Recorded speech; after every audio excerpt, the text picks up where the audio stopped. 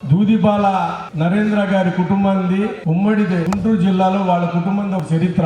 వాళ్ళ నాన్నగారు తెలుగుదేశం పార్టీకి మూలస్తంభం. స్వర్గీయ దూదిపాల వీరయ్య చౌదరి గారు. వాళ్ళకి ఎవరు సాటి లేరు. వారు ఎంతసేపటికి వాళ్ళ జీవితం అంతా ప్రజాసేవకే అంకితం చేశారు తప్ప ఎప్పుడు రాజకీయాన్ని ఒక సేవా దృక్పథంతో చూసిన కుటుంబం అది. అల్లా అన్న వదలట్లా, వెంకటేశ్వర స్వామి అన్న వదలట్లా, జీసస్ అన్న వదలట్లా. ఈ దుష్ట పాలన అంతమొందించాలంటే మనం ఏం చేయాలి? మళ్ళీ మన అందరికీ చంద్రబాబు నాయుడు గారి ప్రభుత్వం రావాలి. దూదిపాల నరేంద్ర గారు పొన్నూరుకి ఎమ్మెల్యే అవ్వాలి. దీనికి మనం ఏం చేయగలుగుతాం? దూదిపాల నరేంద్ర గారి మనసులో మీరు చిరస్థాయిగా స్థానం సంపాదించుకోవాలంటే, ఏ నాయకుల్లో మనసులో మన స్థానం సంపాదించుకోవాలంటే, మన దగ్గర ఏదో బాగా డబ్బులు ఉంటేనో, మనకు మంచి పేరుంటేనో, ఏదన్నా మన వృత్తిలో గొప్పోళ్ళు అయితే వాళ్ళ మనసులో రాదు.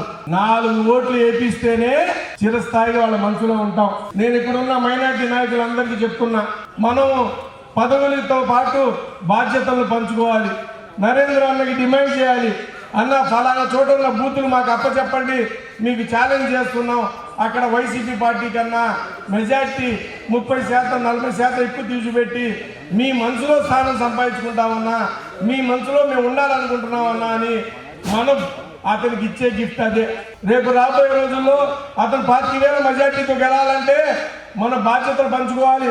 వైసీపీ ప్రభుత్వం కానీ, జగన్మోహన్ రెడ్డి కానీ దొంగలు, తక్కువ తమారా గగజగర్ణ గోకర్ణ విద్యలు తెలిసిన వాళ్ళని మీరు తక్కువ అంచనా వేయకండి. శత్రువుల యొక్క ఆలోచనను బట్టి మనం ముందుకెళ్ళాలి. మనం ఎప్పుడు ప్రజల్లో మమకమై ఉండాలి. వాలంటీర్ వ్యవస్థను చూడాలి, సచివాలయ వ్యవస్థను చూడాలి, దొంగోళ్ళు ఏం చేస్తున్నారో గమనించాలి.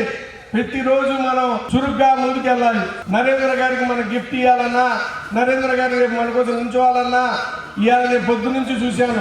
ఆటో నగర్ ప్రోగ్రామ్ కాడ నుంచి ఇక్కడ చాందినీ చౌక్ ప్రోగ్రాం వరకు తనే ఒక ముస్లింగా, మనలో ఒక కుటుంబ సభ్యుడిగా, మీ అన్నగా, మా అందరికీ పెద్ద దిక్కుగా నడిపించిన వ్యక్తి. అలాంటి వ్యక్తులు దొరకడం మీ అదృష్టం. మనకి మంచి నాయకత్వం కావాలి. మీరు అదృష్టవంతులు.